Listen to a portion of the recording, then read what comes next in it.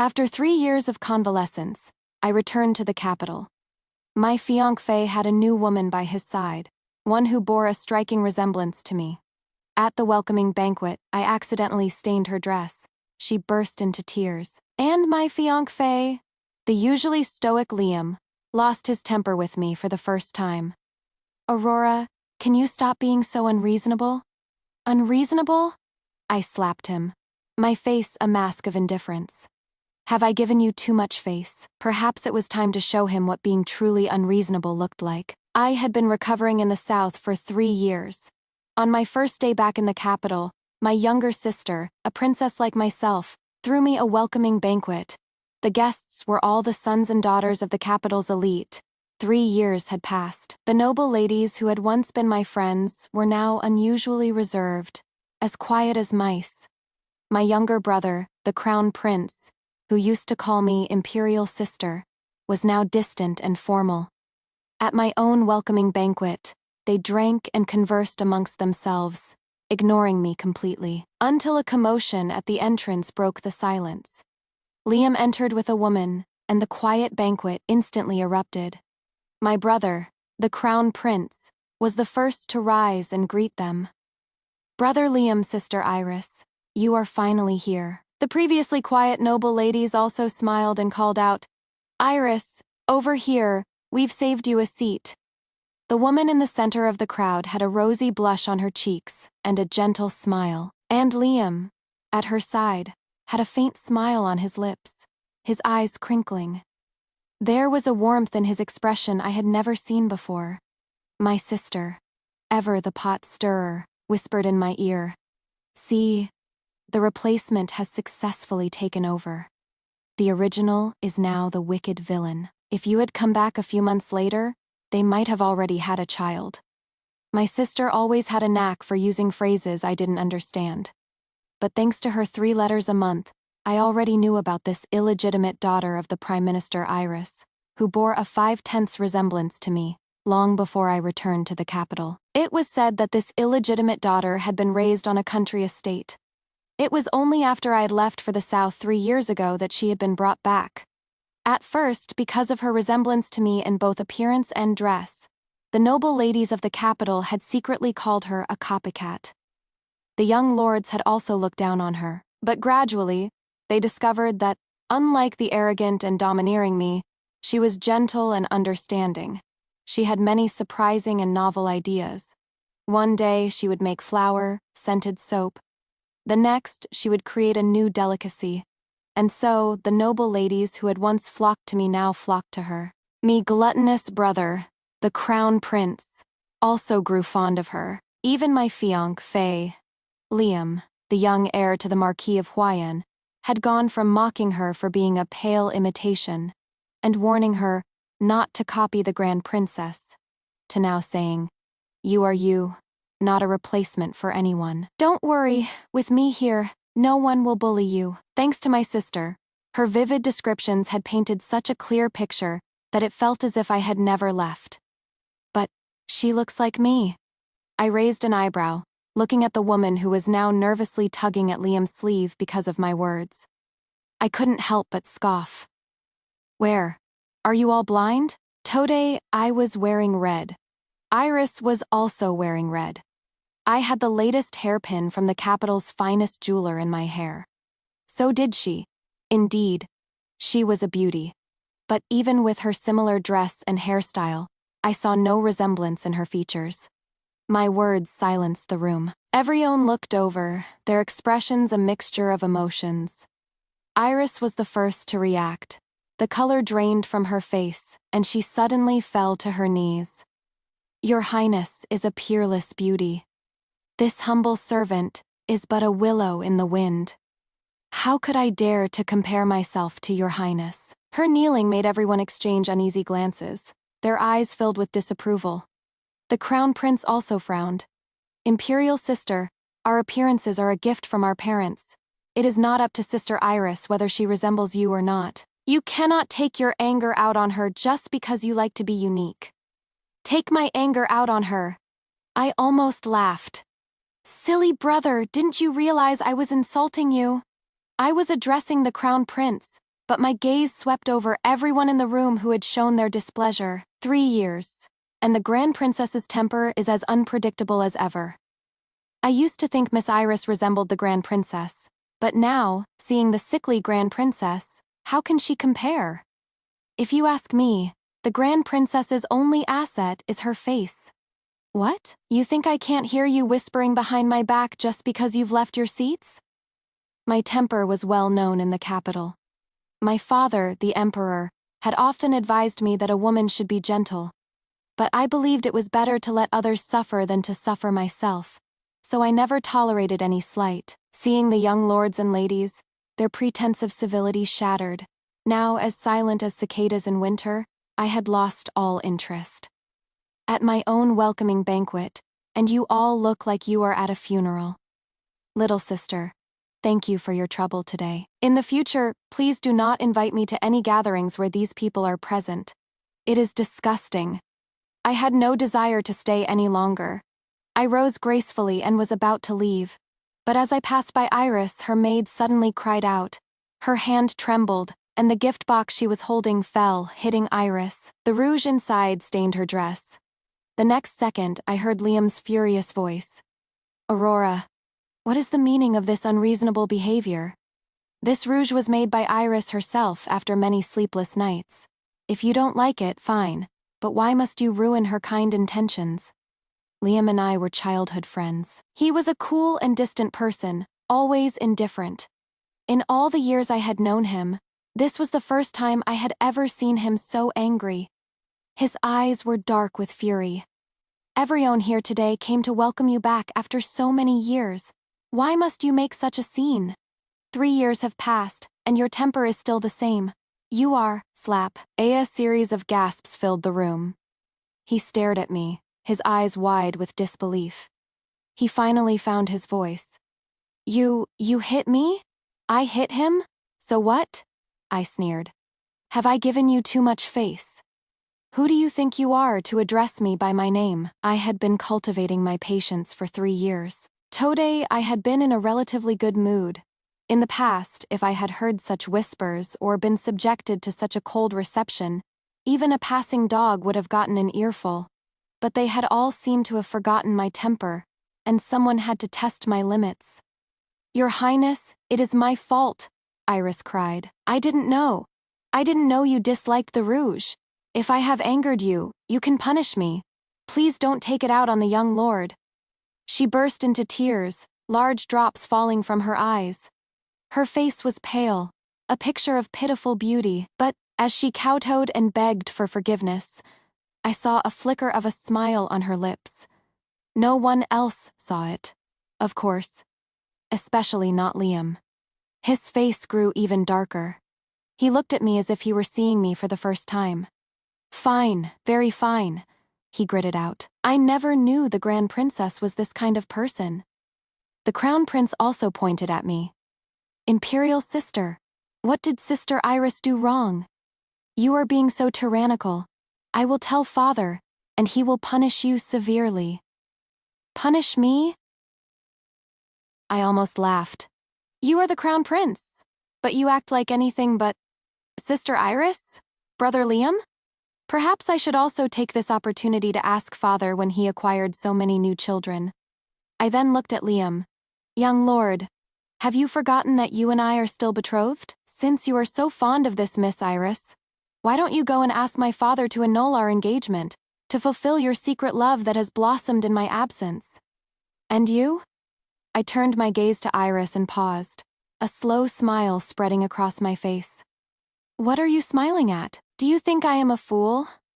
I may have a bad temper, but my eyes and ears are sharp. I didn't even touch your maid. Why did she fall? If you are going to put on a show, at least make it believable. Don't think I am as stupid as the rest of them. My tirade left the Crown Prince's face, ashen, and Liam's face black. Iris's face was a mixture of green and purple. Everyone in the room looked terrible. But I was used to it. I just rolled my eyes. Don't worry. I won't trouble you. I will personally inform the old Prime Minister and the Marquis of Huayan of today's events. No. Wait, tomorrow. I will have a stage built in front of the palace gates and have today's scene reenacted, in its entirety. With that, I ignored their shocked expressions. But as I was about to leave, I collided with a man who was just entering. He was tall and unfamiliar. A high, bridged nose, deep-set eyes. A rare beauty. But I was in a foul mood. I had no time for handsome men. "A good dog doesn't block the path," I snapped. "Are you blind? Get out of my way!" The man's face instantly flushed. His eyes, which were already bright, suddenly shone with a startling intensity. It was the first time I had ever seen someone not get angry after being insulted.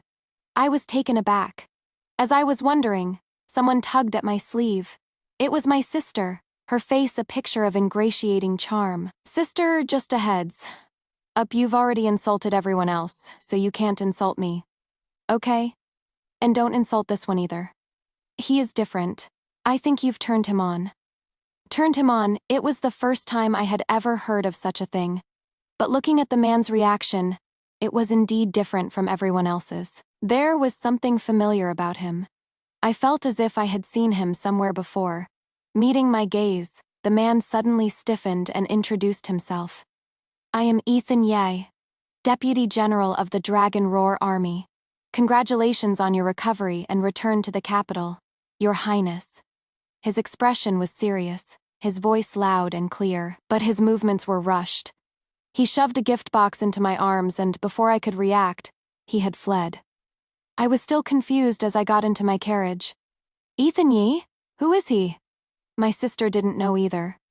"A deputy general who returned to the capital last month with old General Chin to report on his duties. I heard he only joined the army 5 years ago, the Dragon Roar Army, to reach that position in 5 years.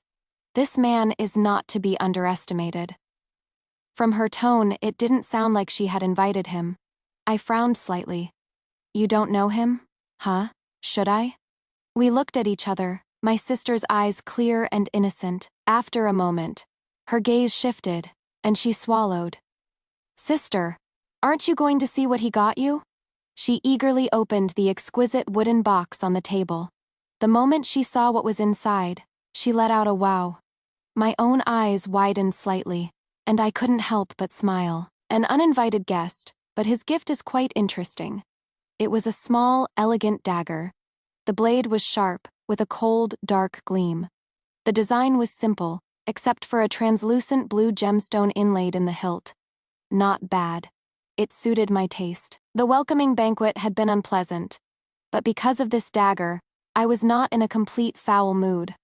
I slept very well that night. I also woke up early the next day. Seeing that it was almost time for the morning court session, I had a stool brought to the palace gates and sat down. Every time an official passed, my maid would call out to them.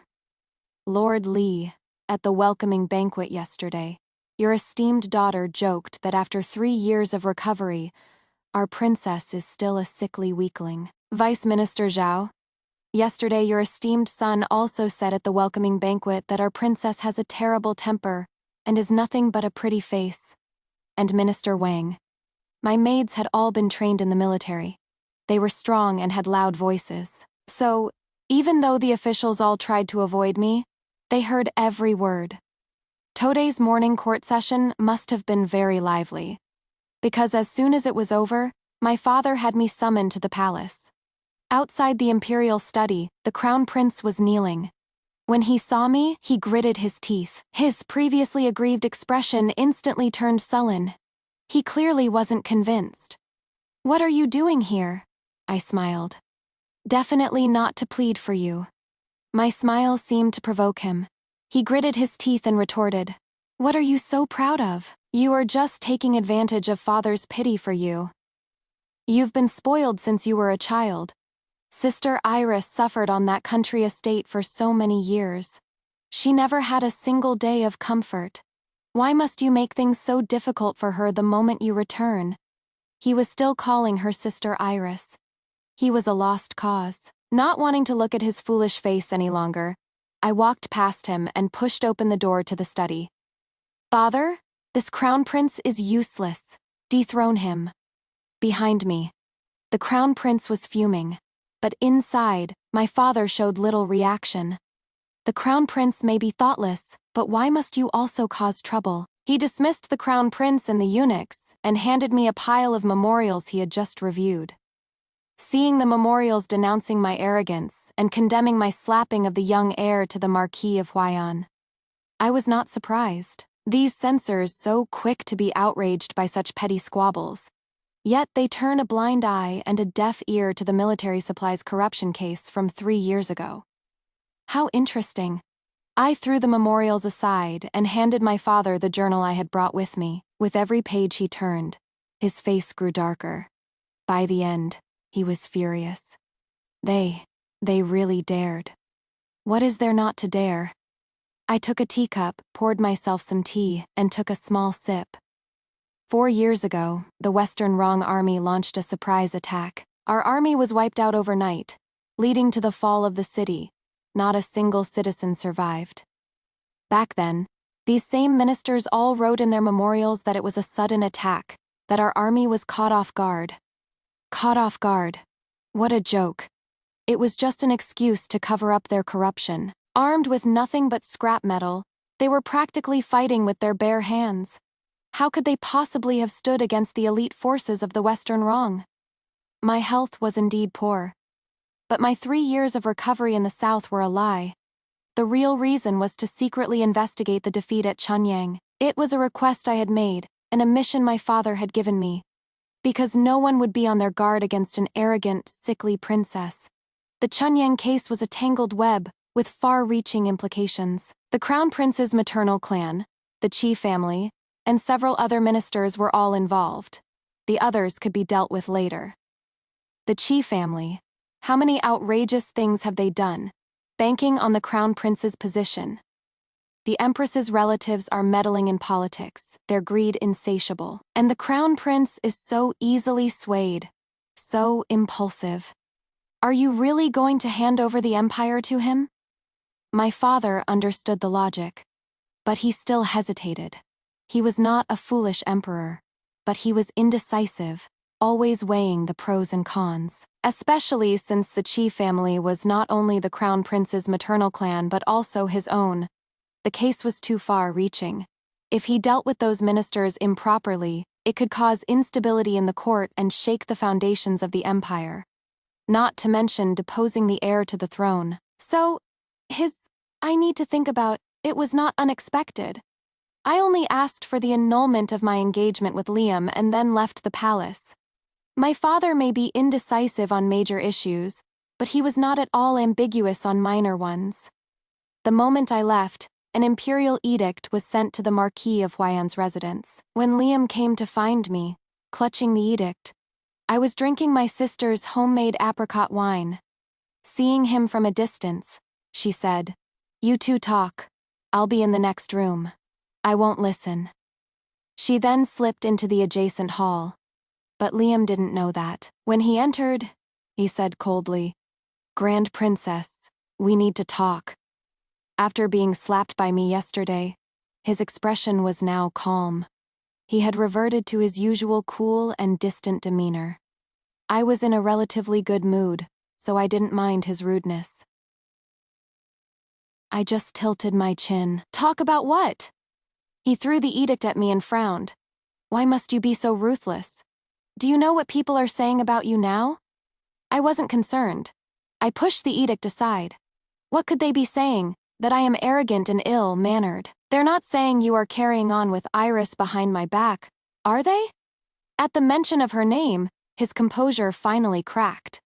"I know you've been listening to the rumors since you returned, but there is nothing between me and Miss Iris. You have no need to be so suspicious and jealous." He paused, as if choosing his words carefully, and softened his tone. He looked like a man of great understanding. "She is an illegitimate daughter, tormented by her stepmother, and sent to a country estate for over a decade. After what you did today, the Meng family is going to send her back. She is a living, breathing person. To be so aggressive. Are you trying to drive her to her death?" I was driving her to her death. I almost laughed. I didn't say a word about her at the palace gates today. Why her stepmother is sending her to a country estate is the Meng family's business. What does it have to do with me? And what does the Meng family's business have to do with you? You say there is nothing between you two. So why is it that she hasn't even come to me to complain, but you are already here fighting her battles? My words were always sharp. I don't know which one set him off. He suddenly clenched his fists, his face flushed with anger. You just slandered me and her at the welcoming banquet yesterday, and today you break off our engagement. With the rumors already spreading, to do this so publicly, are you not just trying to confirm those rumors? To put us in the spotlight? His eyes were full of disappointment. Aurora, if I had known you were this kind of person, I would never have saved you when you were kidnapped by bandits during the hunt all those years ago. Indeed, 10 years ago during the hunt in the capital's outskirts, my horse had bolted, and I had been kidnapped by bandits. He had saved my life. At that time, the bandits had thought I was just some official's daughter and had intended to ransom me. After all, to protect their family's reputation, noble families would often pay to resolve such matters quietly. But they hadn't expected me to Grand Princess. Once they knew my identity, they knew they couldn't get away with it. To avoid getting into trouble, they had set fire to the hut, intending to burn me alive. But I hadn't died. I had only been blinded by the thick smoke. Before I passed out, I vaguely saw someone rush in. Later, they all said it was Liam who had saved me, because of his life, saving grace. And with the Marquis of Huayan's wife's eager matchmaking, my father had arranged our marriage after I came of age. But, Liam, was it really you who saved me that day? Crash. The wine cup in my hand shattered at his feet. I had intended to spare him some face, for the sake of our long acquaintance. But since he didn't want it, then so be it. I may have been blinded by the smoke, but my ears were not deaf. If not for the friendship between your great-grandfather and mine, who fought side by side to establish this dynasty, I would have exposed you long ago. My voice was very soft. I stood up and walked over to him, a small smile on my face. You shouldn't have brought this up. For the sake of your love, you came to confront me. I could almost respect you for that. But you just had to bring this up. What? You think I am blind and foolish, or that I have some romantic feelings for you, which is why I've tolerated your nonsense for so long. He probably hadn't expected me to know the truth, or that I had no romantic feelings for him at all. Liam's face grew pale, but I wasn't finished. I feigned a sudden realization. Oh, and you say you and Iris are innocent. But last year, on the 16th of the first month, you two were holding hands at the White Horse Temple. And on the Cheeksy Festival, you were kissing in a dark alley. If that is innocent, then what isn't? He hadn't expected me to know so much. His face went from pale to green, then back to pale. He clenched his fists, but he couldn't say a word. He could only watch as I smiled. Liam, a dog's mouth cannot produce ivory. You should think before you speak. Otherwise, I might really think you are trying to make me laugh to death. I had never lost a battle of words. When he arrived, he had been full of righteous anger. When he left, his face was a mixture of green and red, and he couldn't even utter a single word. It wasn't until he was long gone that my sister emerged from the side hall. She was still munching on sunflower seeds. She was curious, but she didn't ask. She just got to the point. Sister, how did you know he was kissing that illegitimate girl from the Meng family? I sat down and took a sip of wine, not looking up. I guessed. She didn't believe me. She looked at me as if I were a formidable enemy. You guessed that accurately. Impossible. Is there someone else writing you letters besides me? Who? Oh my God, do you have another sister? Am I not your only baby sister anymore? She feigned grievance, rubbing her head against my shoulder like a cat. I don't approve. I don't approve of this relationship. Indeed, for the past 3 years, besides her, someone else had been writing me letters. 3 years, 6 letters. Each letter, besides the political situation in the capital, was mostly about how intimate Liam and Iris were. But to this day, I still didn't know the sender's name. I didn't know how to tell my sister about this. I knew she was just trying to lighten the mood and not really asking, so I didn't expose her. I just poked her head with my finger, shattering her fantasy. Don't forget, besides you, I have 4 other sisters. The youngest is 1.5. She looked as if she had been broken. Then she seemed to piece herself back together, wiped away non-existent tears, and went back to her sunflower seeds. By the way, sister, those young lords who were gossiping about you yesterday, I heard they were mysteriously beaten up at home this morning. And the Li and Wang family's daughters. Their rooms were infested with snakes. I heard they've been crying all day. Who do you think is so kind? Could it be some chivalrous hero? Listening to her speculation, a figure flashed through my mind. It was too quick to catch. I didn't pay it much mind and took a sip of my apricot wine. A hero? Who knows? The capital seemed to be very lively that night. The Lai family's daughter knelt in the ancestral hall all night. The Wang family's daughter copied the rules for women all night. The son of Vice Minister Zhao received 30 lashes. The crown prince was confined to the Eastern Palace and had to copy the emperor's maxims all night. And Iris was sent out of the city by her stepmother that very night. But a few days later, she returned with great fanfare. Because the Empress Dowager, on a trip to a temple, had been saved by her when her horse bolted. The Empress Dowager had taken a liking to her savior, had personally brought her back to the capital, and had even had her named a county princess. She had even invited her to the palace on the 16th of the 5th month for her birthday celebration. The Empress Dowager did not like noisy celebrations. There were not many guests on her birthday. Besides my father and the other concubines, there were only us, the princes and princesses, and the Marquise of Huayan's family. When I arrived, Iris and Liam were already there. Even the crown prince, who had been confined for a month, was there. They were all gathered around the Empress Dowager, laughing and talking. When they saw me, they all fell silent. Especially the Empress Dowager.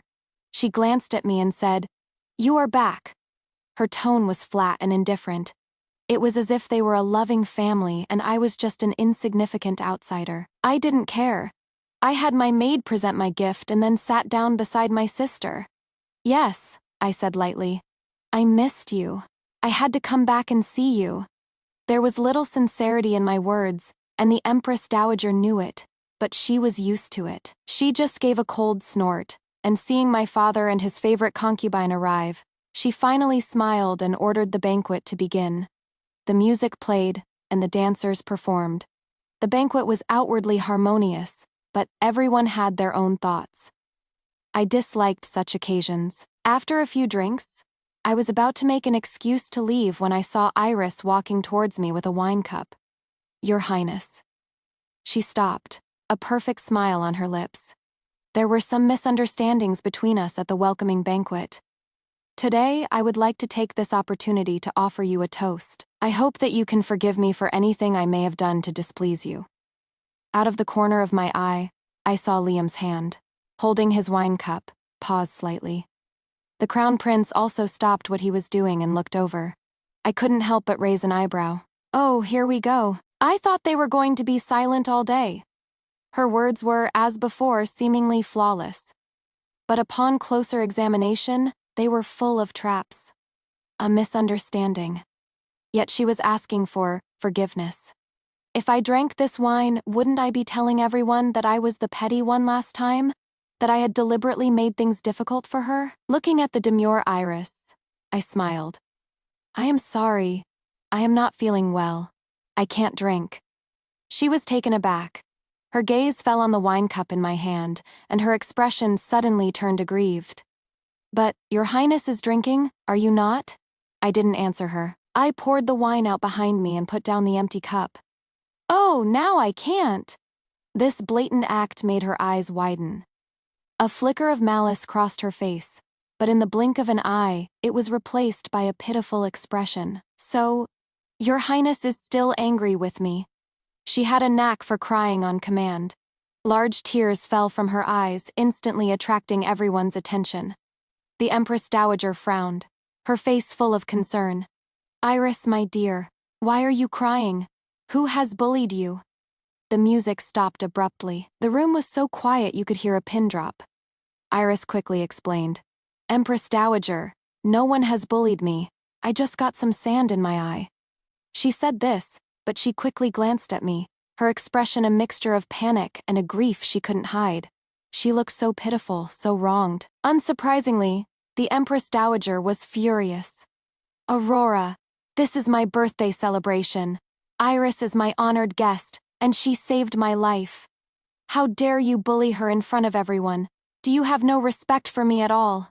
A well-set stage never lacks for actors. The Crown Prince immediately chimed in. What is there that Imperial sister wouldn't dare to do? Grandmother? You don't know. Not long ago, she not only cursed the children of high-ranking officials and slapped the young heir to the Marquis of Huayan, but she also publicly broke off her engagement, and even tried to persuade father to depose me, the Crown Prince. The mention of deposing the Crown Princes sent a ripple of shock through the room. The concubines exchanged uneasy glances. The Crown Prince's mother, the Empress's niece, also looked at the Emperor in disbelief. Your Majesty, is this true? Before my father could speak, the Empress Dowager had already thrown a teacup at me. But she was old and weak. The teacup fell to the floor before it even reached me. So, she just slammed the table and pointed at me. You insolent creature, Emperor! Look at this! This is the fine daughter of that bitch. Just like her mother, vulgar and lawless. My mother was the wife my father had insisted on marrying in his youth. Before he ascended the throne, the Empress Dowager had always disliked her for her humble origins as a healer's daughter, constantly calling her vulgar. She had even forced him to take her own niece, the Crown Prince's mother, as a concubine. She had always wanted to make her own niece the Empress. But even after my mother's death, my father had kept the position of Empress vacant, never yielding. And so, the Empress Dowager's resentment towards me grew. She had always seen me as a thorn in her side. Today was clearly a trap. I didn't care. Old woman, you keep saying vulgar and bitch. Such ugly words. Even a common village woman wouldn't say them, let alone my mother. You are so quick to take the side of whoever cries first, whoever complains first. If you are really that foolish, then I have no defense. In that case, let's just assume what they say is true. You want to stand up for them. So just punish me. Flogging, torture, whatever you like. If that is not enough, then have me drawn and quartered, or sliced to death. Once I am dead, the position will be vacant. Your precious savior won't have to be a mere county princess anymore. You can make her a princess, and she can be a dutiful daughter to you. Wouldn't that be perfect? I had said everything. What else could she say? Her face was ashen, her chest heaving. She looked as if she were about to have a stroke. The others were also worried. A group of them surrounded her, trying to soothe her while also scolding me. Empress Dowager, please don't upset yourself. Imperial sister, how can you be so disrespectful to grandmother? Your Majesty, look at Aurora. After being soothed, the Empress Dowager finally found her voice.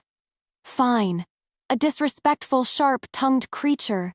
Don't think I wouldn't dare to punish you men. Enough. My father's roar cut her off and silenced the room. What is this commotion at a birthday celebration? He looked at everyone with a cold expression. When his gaze fell on me, his tone softened.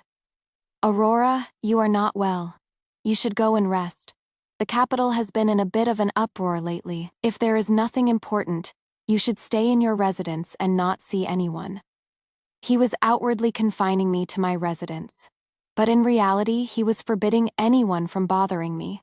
I understood, and so did the Empress Dowager and the others. Emperor, how can you be so biased? She said in disbelief, but my father just sneered. Mother, are you not biased? His words left her speechless, because she was indeed biased.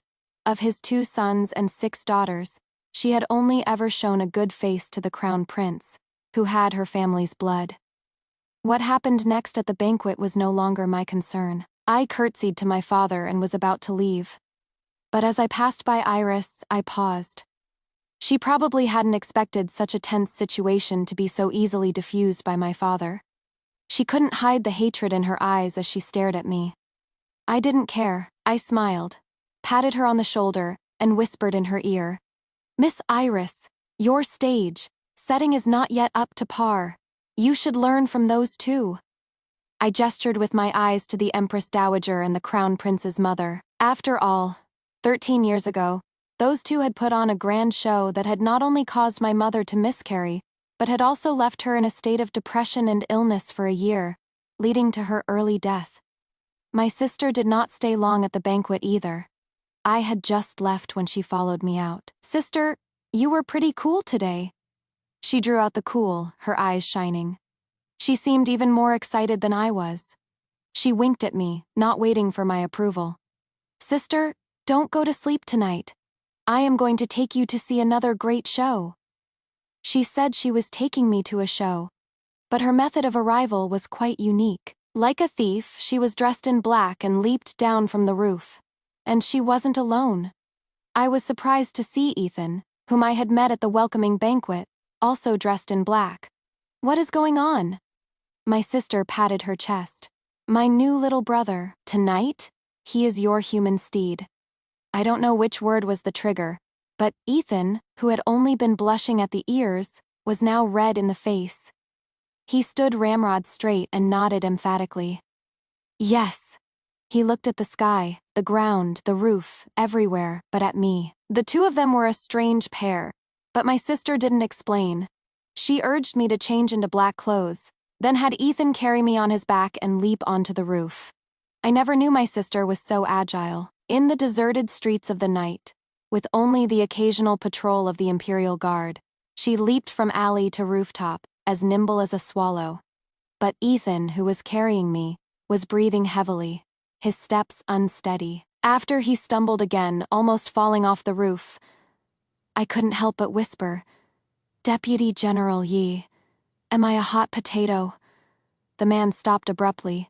Your Highness, what do you mean?" His voice was strained, and the muscles in his back were tense, digging into me painfully. I had no time for such details. I raised an eyebrow. "Your footing is so unsteady. I thought you were trying to kill me."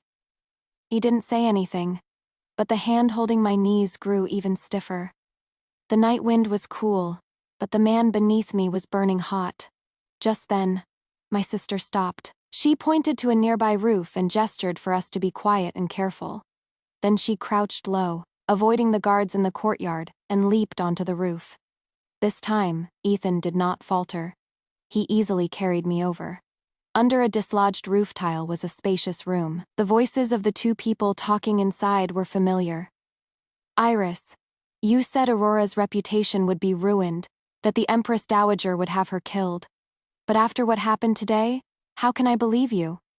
A woman's delicate hand crept up a man's back. "Don't be impatient, my dear Liam. The Celestial Book says that Aurora will surely die, and you will surely ascend to the throne. You see, it says I am the chosen one, destined to be Empress, that I can turn any situation around. And haven't I become a county princess, and returned to the capital in glory?" Iris, Liam, the two people meeting in secret. Who else could it be but them? They didn't know that there were 3 pairs of ears on the roof. They were shamelessly plotting to usurp the throne. Especially Iris, who boasted, "The Emperor is a fool. The Crown Prince is incompetent. The chief family is in power, and the court is full of corrupt officials." When the Western Wrong attack, and the Empire loses 3 cities, and the first prince is killed in battle, and the Emperor falls ill, and the Crown Prince ascends the throne. You can use the evidence of the chief family's corruption to lead a righteous rebellion. And besides, the chief family will also have a hand in the loss of those 3 cities. Liam sighed. "That is easy for you to say, but who knows how long we'll have to wait. It will be soon. The Celestial Book says that 2 months after Aurora's death, the Western Wrong will attack. Just be patient, my dear Liam." They went on and on. I recognized every word, but when strung together, they made no sense. It wasn't until we were back at my residence that I finally understood. No wonder. I was thinking, I have no quarrel with Iris. Why has she been targeting me since I returned? I thought she was just jealous of my engagement with Liam. I never thought they were waiting for me to die so they could usurp the throne. A celestial book. Interesting. Once I had figured it out, I almost laughed. My sister, on the other hand, had lost her initial excitement. She stood in a corner, picking at her clothes, as quiet as a quail. So pitiful and so cute. She was clearly hiding something from me, and it was no small thing. I narrowed my eyes and beckoned to her. Little sister, is there something you want to tell me? For example, how did you know where they were meeting today? She was taken aback. After a long hesitation, as if she were about to face her execution, she closed her eyes and blurted out, "Because I wrote the celestial book." Sister, you might not believe this, but this world is actually a book, and the original female protagonist was not Iris, but me. My sister said that this world where I had lived for almost 20 years was just a book from her world. She had transmigrated into it and was supposed to be the female protagonist. She was supposed to have slipped out of the palace through a dog hole at the age of 5 and been kidnapped by human traffickers. It was only after I had left the capital for the south that Liam was supposed to have found her, because of her resemblance to me, and brought her back to be my replacement. She also said that all the things that had happened, being protected by the Crown Prince and Liam, saving the Empress Dowager being named a county princess, were all supposed to have happened to her. And I, the wicked villain of the story, was supposed to have been poisoned by the protective Empress Dowager after repeatedly targeting her. The celestial book that Iris mentioned is the notebook where I recorded all the major events and timelines after I transmigrated. Like when you left the capital when I was supposed to meet Liam, when the Empress Dowager was in danger, and when the Western Wrong would attack, and the general storyline of Liam becoming emperor. I was afraid I would forget. So I even wrote down a lot of recipes, so I could make some money with cosmetics and food when I grew up. Her explanation was not difficult to understand. Although it was unbelievable, like something out of a fairy tale, it seemed to fit my sister. But, if you wrote it, why does Iris have it? At this, she got angry. When I was 5, I slipped out of the palace through a dog hole and buried the notebook. But that Hmong woman somehow dug it up, and she has been deliberately following the plot and copying you. Isn't that infuriating? I didn't feel angry. I was just a little confused. According to you, you were supposed to be the female protagonist, the one who married Liam and became empress. Why didn't you follow the plot? She froze. Then she burst into tears. I just graduated from college. I suffered through 4 years of early morning classes. I didn't want to suffer through 2 more years of begging. I could be a princess with 8 husbands. Why should I marry one man and fight with other women? And most importantly, the dark and manipulative Liam is not my type at all.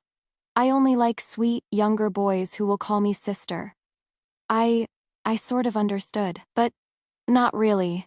But my sister didn't give me time to think. She was a mess of tears and snot, and she was wiping it all on my sleeve. Sister, your death is a very important event.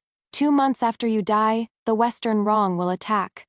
Although things are a little different from the notebook now, the general plot is still the same. What am I going to do? I don't want you to be killed by the Empress Dowager, Washa. She buried her head in my chest, her sobs giving me a headache. I couldn't push her away. I gave up. I rubbed my throbbing forehead and tapped the table.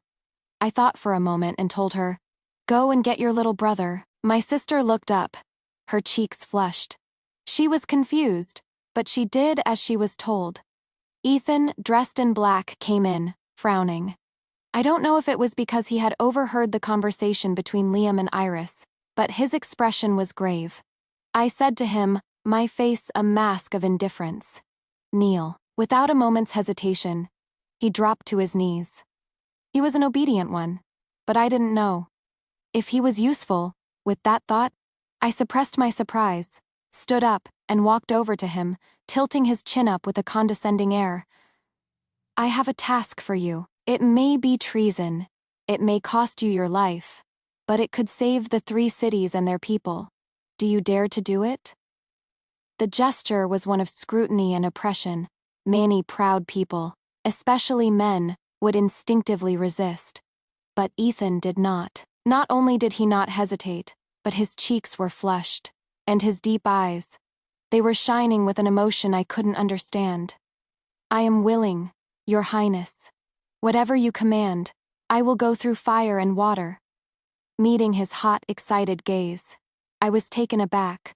The next second, I couldn't help but smile. If that was the case, they want me dead, don't they? Then I'll just have to die for them. I died.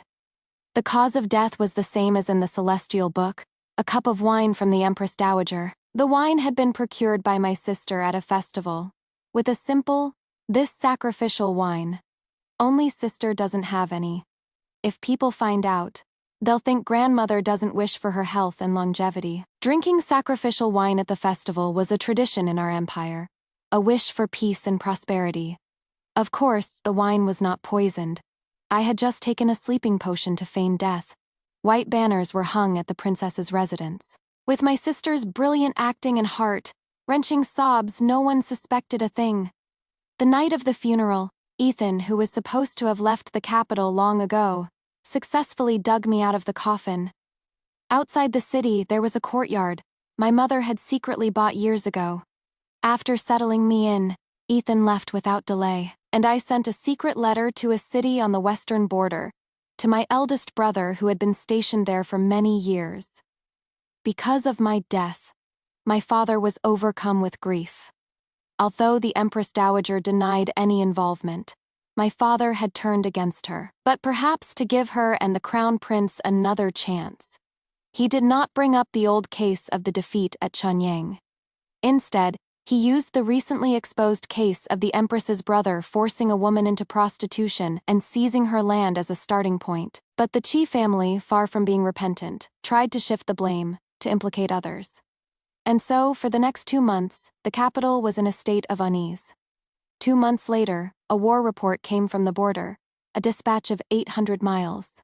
Then a second, a third. Each one reported, "The Western Rong have launched a surprise attack. The city gates have fallen." The last one reported that the first prince had been killed in battle while fighting to the death. My father fell ill. He may have been indecisive, not a perfect emperor, but he was a good father. At the morning court session, upon hearing of my brother's death, he was overcome with grief and anger and fainted. He remained in a coma for half a month, showing no signs of waking. Without the emperor, the court was in chaos. At the Empress Dowager's instigation, the ministers, led by the Qi family, under the banner of "The country cannot be without a ruler," petitioned for the Crown Prince to ascend the throne. The Crown Prince readily agreed, but on the day of his coronation, before he could even sit on the dragon throne, he was arrested by Liam and the Imperial Guard. Then, a denunciation of the Crown Prince was quickly spread from the palace to the common people. I had read it. 8 listed the crimes of the Crown Prince, the Qi family, and over a dozen other ministers, for embezzling military funds, leading to the defeat at Chunyang 3 years ago, the recent loss of 3 cities, and the death of the first prince. Liam had a just cause. He had the Crown Prince imprisoned in the ancestral temple, and had the Empress Dowager and the Empress's niece placed under house arrest, and all the ministers implicated in the denunciation were swiftly arrested. For the next few days, he remained behind closed doors, projecting an image of a man with no interest in power, a man of integrity, a man who only sought justice for the people. This turn of events did not surprise me. I also guessed he had another move planned. Sure enough, on the 3rd day of the Crown Prince's imprisonment, the imperial astronomer suddenly announced that the North Star was shining brightly, a sign that a wise ruler was about to appear.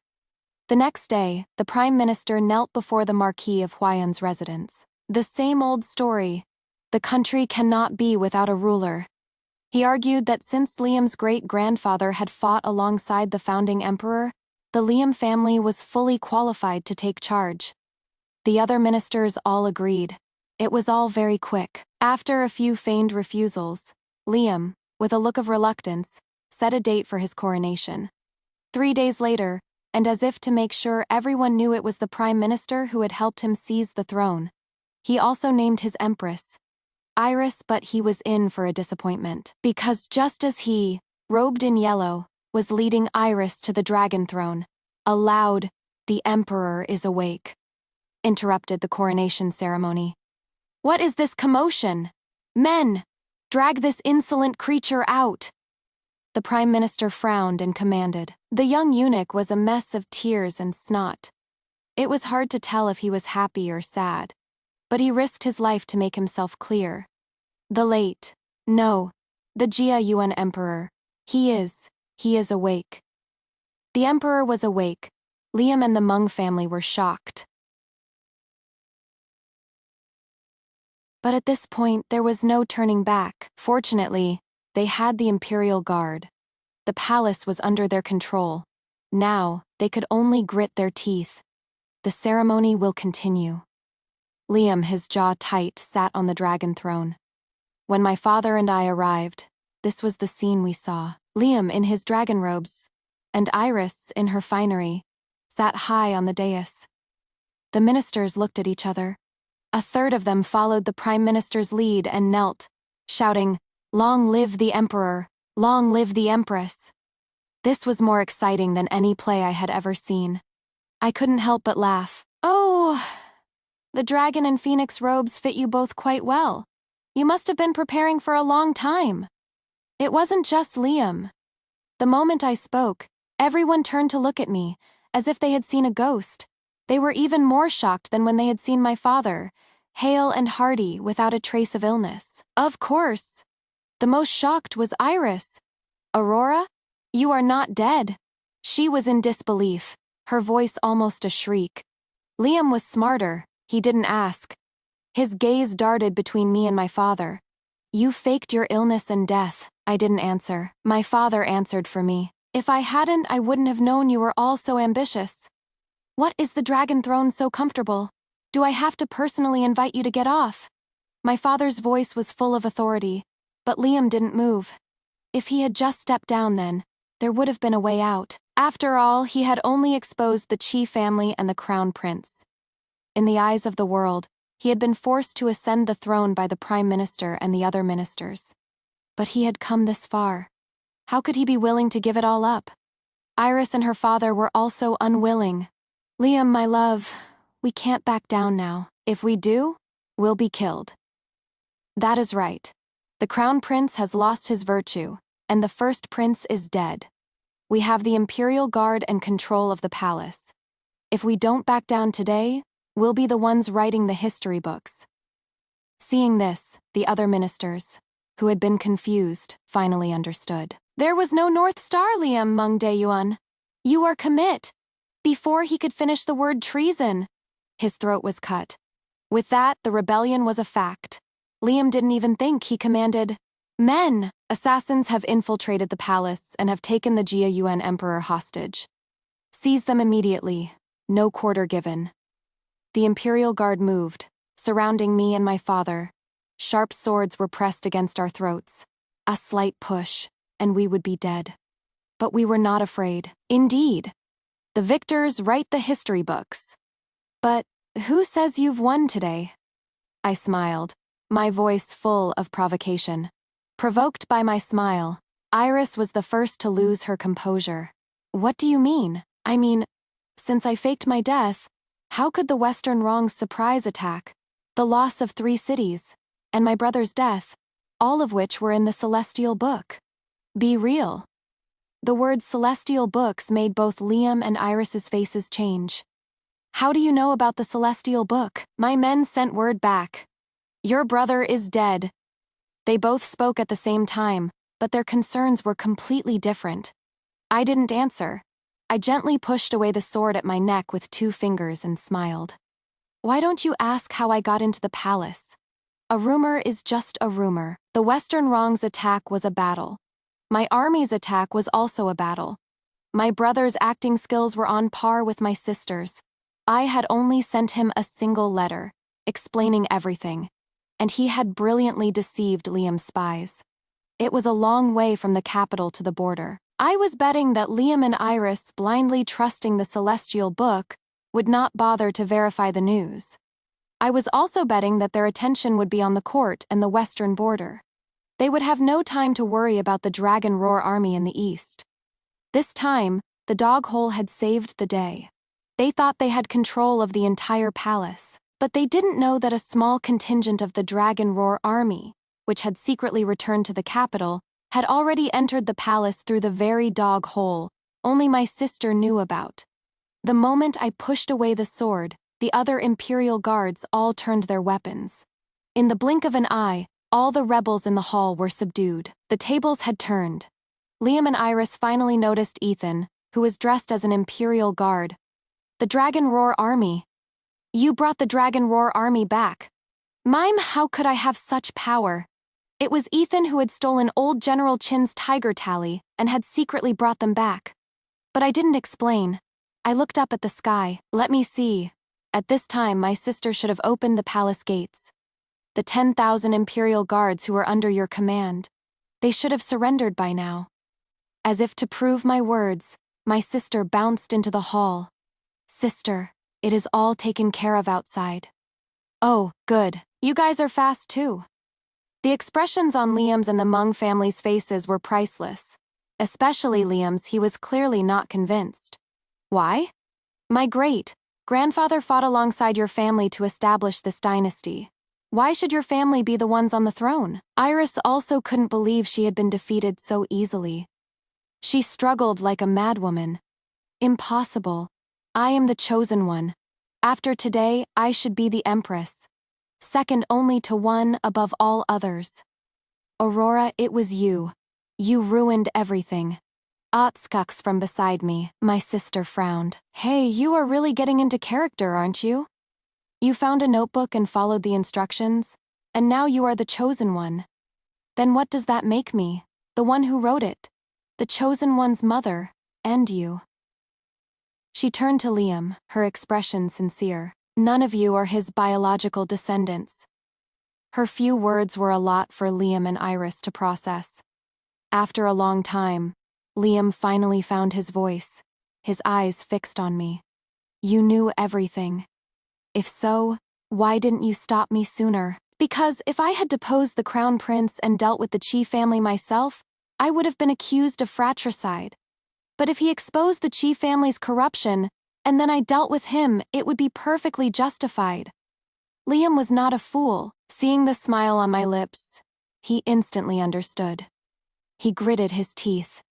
After all these years, I never knew you had such courage and cunning. I don't know if it was a sigh of admiration or a sneer. Clearly, he was still not resigned, because as he was being led away, as he passed by me, he suddenly broke free, snatched a guard's sword, and lunged at me. In that split second, I heard my sister and Ethan cry out, "Sister, look out! Your Highness, look out!" It wasn't me who needed to be careful. It was him. I was ill, not weak. I had known since I was a child that martial arts were essential for self-defense, but no one else knew that. Especially not Liam. After Ethan disarmed him, he froze, his eyes widening in disbelief as he looked down at his chest. A dagger was embedded there, a simple, elegant dagger, sharp enough to cut through iron, with a single translucent blue gemstone on the hilt. You? How could you?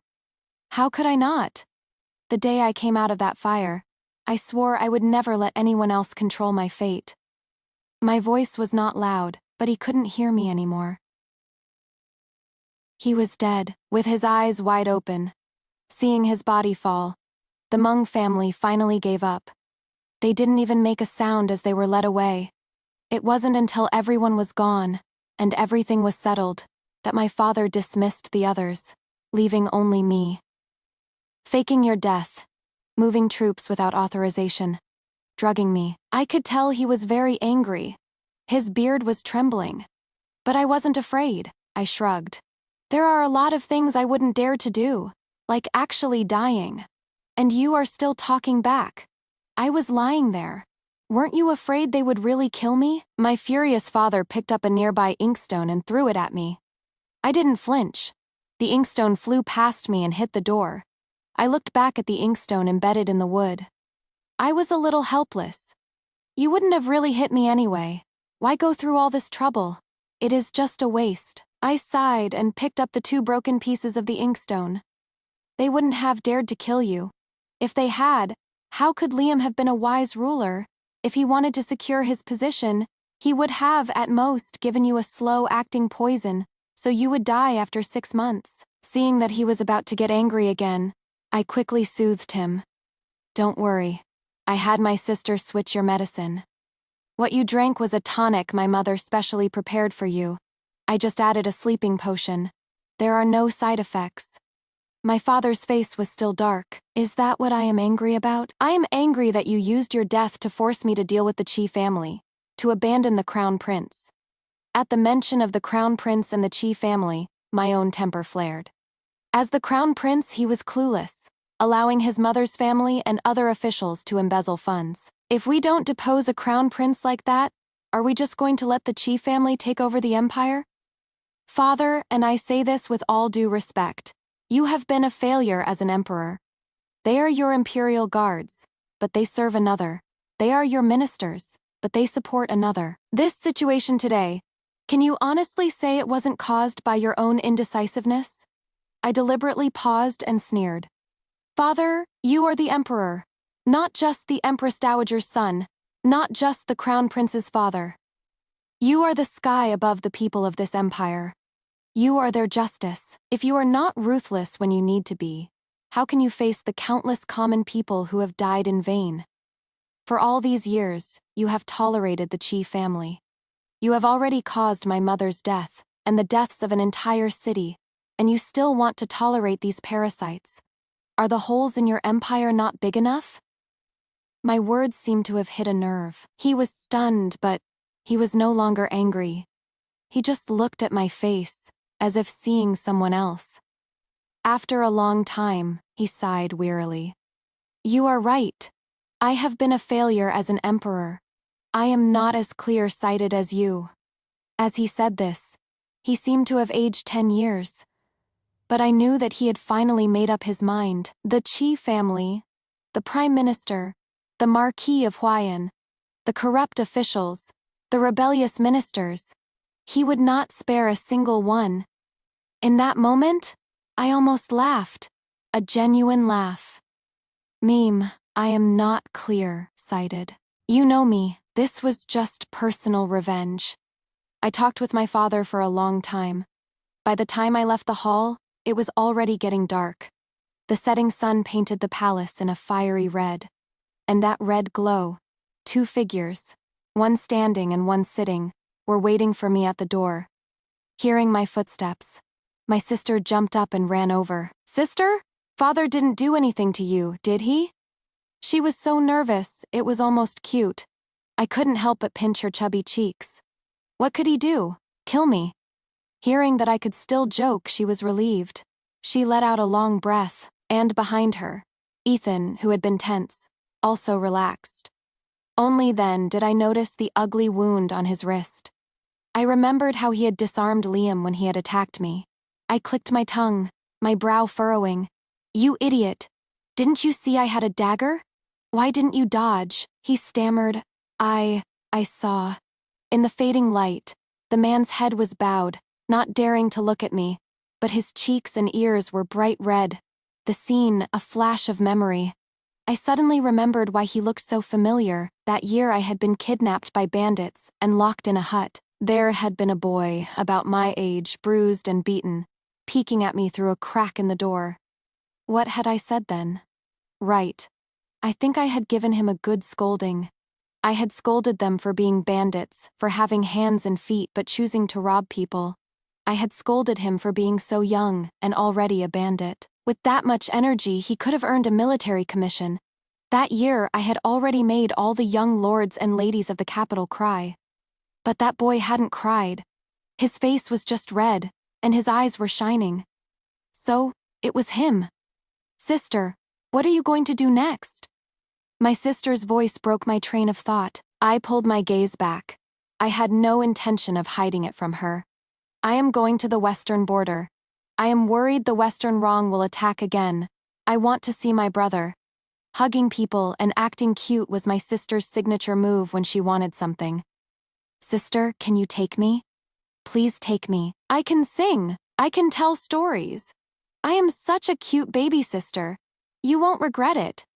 Hearing this, Ethan's eyes lit up. He also spoke up. Your Highness, can you take me? Take you? Why should I take you? Are we that close? I raised an eyebrow, my gaze suspicious. Seeing the wound on his wrist, I couldn't help but frown. Go and get that bandaged. It is an eyesore. He didn't move. He looked as if he had been petrified. His gaze on me was suddenly intense. His expression was dazed. He looked a little strange. Me sister, beside him, tilted her head, her gaze shifting downwards. I don't know what she saw, but she suddenly jumped up and covered my eyes. She shrieked like a mouse whose tail had been stepped on. Aha, sister, don't insult him. This pervert, you've turned him on. The sound of hurried footsteps running away. My dear sister, could you please just shut up? My head was throbbing. I felt an old ailment coming on. I had a feeling that this trip to the western border would not be a peaceful one.